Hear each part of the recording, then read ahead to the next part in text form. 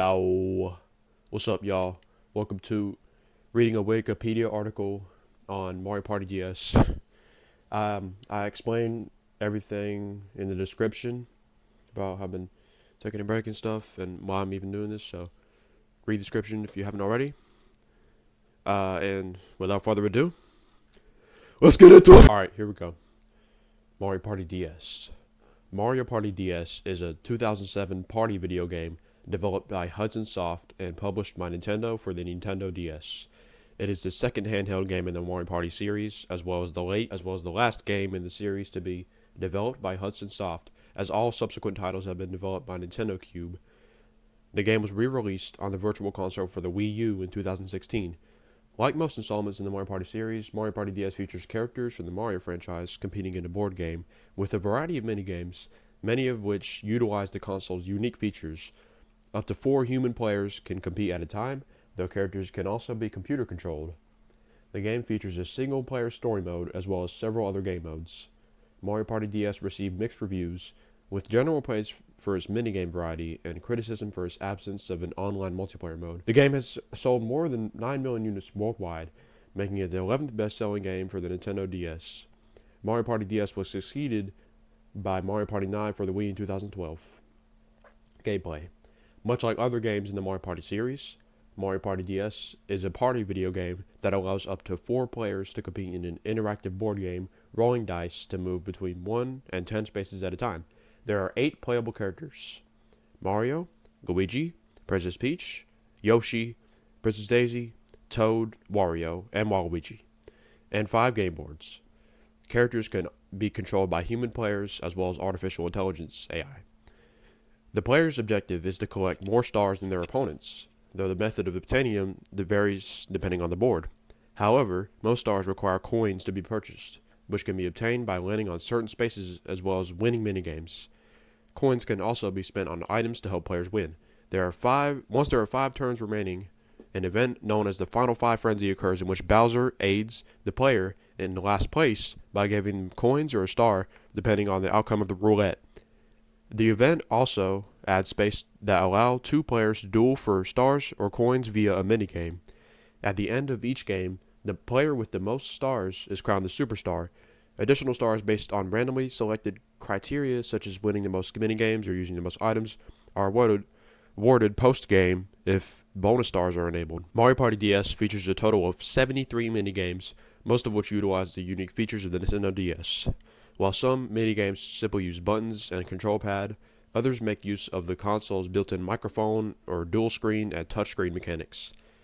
Each minigame is a short event that rewards players with coins for completing an objective. During board games, a minigame is automatically placed every time each player is taking a turn, as well as whenever a dual space is landed on.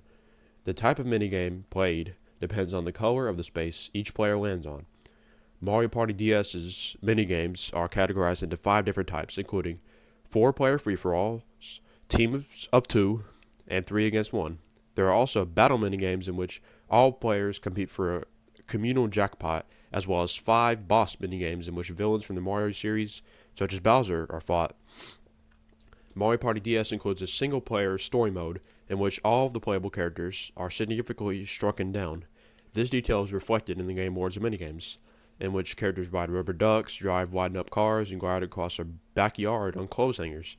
To complete the story mode, the player must defeat 3 other characters, all of whom are randomly selected and computer-controlled, on all 5 game boards, in addition to clearing all 5 boss minigames. There is also a party mode that allows up to 4 players, human or computer-controlled, to compete on any of the 5 game boards, either independently or in opposing pairs. Unlike with story mode, the number of turns, the difficulty levels of the computer-controlled characters, and the number of stars each player starts the game with can all be adjusted. Minigame mode allows players to play any minigames that have been unlocked by playing through story mode and party mode. A free play option allows any minigame to be played at a time. There are also 5 other game modes with different rule sets. Most of these game modes allow up to 4 players to play minigames that are either randomly selected, manually chosen, or part of a predetermined set. One of the game modes, Boss Bash, is a single-player challenge in which one player must complete all 5 boss minigames as quickly as possible. Puzzle mode allows players to play puzzle games from previous installments of the Mario Party series.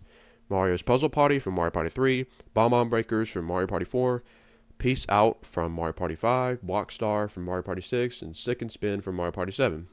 A new game, Triangle Twisters, can be unlocked by completing the story mode for the first time.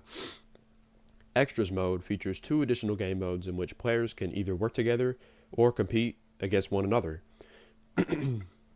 The game also includes a number of collectibles that can be unlocked in various ways, such as completing the story mode with different characters, playing on specific game boards, and clearing one of the boss minigames a certain number of times.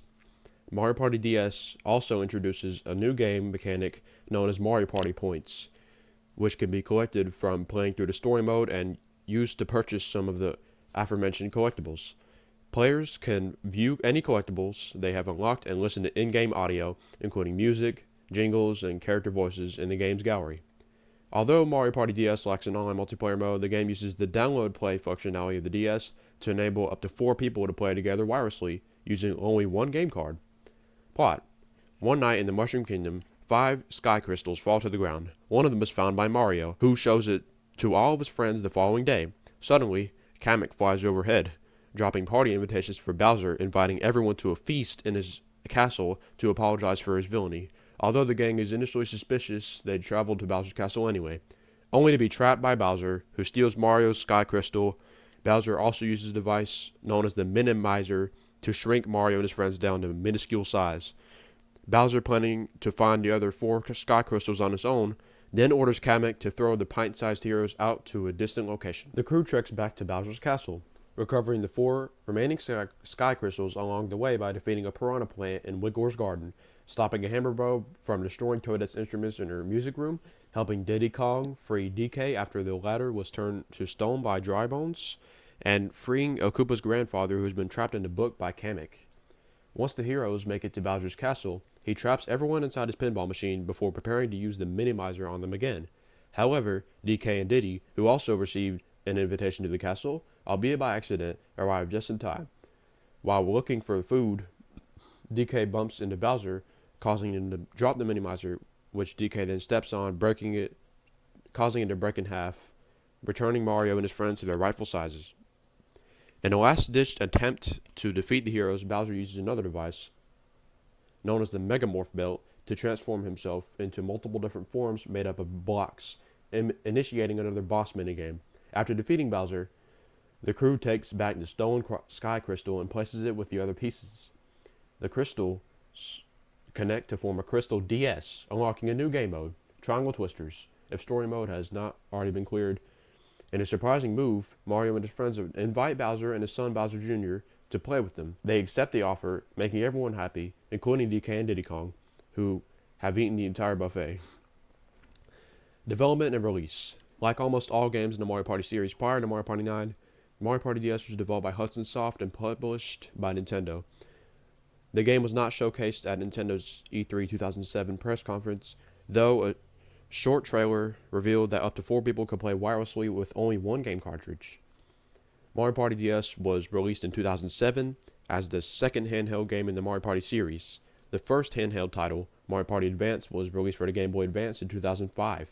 Mario Party DS is the only game in the series to be released for the Nintendo DS. Though several Mario Party games were later released for Nintendo 3DS, it is also the last game in the series to be developed by Hudson Soft, as all subsequent titles have been developed by Nintendo Cube. Mario Party DS was succeeded by Mario Party 9 for the Wii in 2012. The game was re-released on the Virtual Console for the Wii U in April 2016.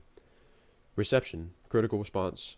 Mario Party DS received mixed or average reviews from critics according to the review aggregation website Metacritic. In Japan, 4 critics from Famitsu gave the game a total score of 33 out of 40. The minigame variety was generally praised, while criticism was largely directed at the lack of Wi-Fi connection, which heavily restricted the multiplayer aspect. Several reviews alluded to Mario Party DS being superior to its predecessor, Mario Party 8. IGN's Patrick Cullen and Craig Harris summarized the game as a worthwhile outing for gamers who are new to the series. and a solid multiplayer minigame experience with a lot of flaws of the previous versions, respectively. The variety in Mario Party DS's minigames control schemes was consistently praised by critics. Some reviewers expressed concern toward certain minigames requiring uses of the console's built-in microphone, though also complimented the ability to exclude such minigames from normal play if desired. Response toward the design and pacing of the minigames was more mixed. GameSpot's Frank Provo stated that a majority of the minigames were engaging. Game Informer's Brian Vore wrote that they were suitably amusing, and Eurogamer's Ellie Gibson described them as too simplistic, over too quickly, or simply too dull to be enjoyable, as well as badly designed and boring. Mario Party DS's additional game modes also attracted a mostly positive response from critics, particularly puzzle mode. Despite most of the puzzles originating from prior entries in the series, Nintendo Life's Dave Freer, in a review of the Wii U's Virtual Console version of the game, referred to these puzzles as quite addictive, while Ellie Gibson of Eurogamer said the puzzle games were more entertaining than the actual board game. My positive response toward the puzzle games describing as simplistic and cumbersome. The game's single-player focus and absence of an online multiplayer mode were widely panned by critics, especially due to the inclusion of an online mode in Mario Kart DS, despite the game being released 2 years earlier. However, the local multiplayer aspect was generally complimented. Mario Party DS's artificial intelligence was also poorly received, particularly due to its poor cooperation and reactivity with human players, as well as the competence of characters controlled by AI, varying widely depending on a difficulty level. IGN's Patrick Cullen also expressed criticism toward a perceived lack of game boards, while GameSpy's Brian Stratton spoke of a lack of both game boards and playable characters. The presentation of Mario Party DS was also a frequent topic of discussion. The game's graphical style was referred to as big and bold by Eurogamer's Ellie Gibson, while Nick Tan of Game Revolution described graphics as music as appropriate and whimsically imagined.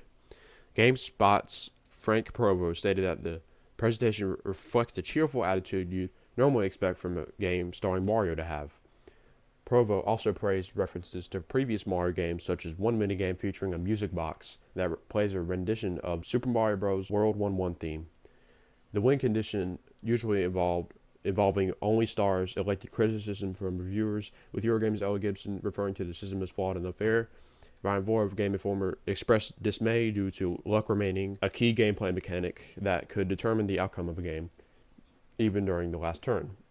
While Michael Cole of Nintendo World Report noted that some minigames were pure chance. Sales. Mario Party DS became the most sold game during the first week of its release in Japan, selling 230,000 copies. According to the Famitsu, as of July 9, 2008, the game has sold 1,700,000 copies in Japan. It was the 18th best-selling game in Japan in 2008. By March 2011, the game had sold more than 8 million copies worldwide. By September 2015, Mario Party DS had sold more than 9 million units worldwide, making it the 11th best-selling game for the Nintendo DS. Legacy. In October 2020, Mario Party DS became the subject of a viral fabricated anti-piracy screen uploaded by YouTuber Joey Perloni, who subsequently uploaded multiple other videos showing various instances in which the message could supposedly be triggered, such as when an item shop is entered or the Final Five Frenzy event is initiated. In actuality, Mario Party DS does not contain any special anti-piracy messages. The original video inspired several internet memes as well as an online trend of users creating and uploading their own fake anti-piracy messages. Alright, y'all, that seems to be everything in this article. Maybe y'all enjoy it, I doubt. I don't know how well it's going to do, but if y'all liked it, give it a like or something, and I'll see y'all when I see y'all. So, see ya. Woohoo!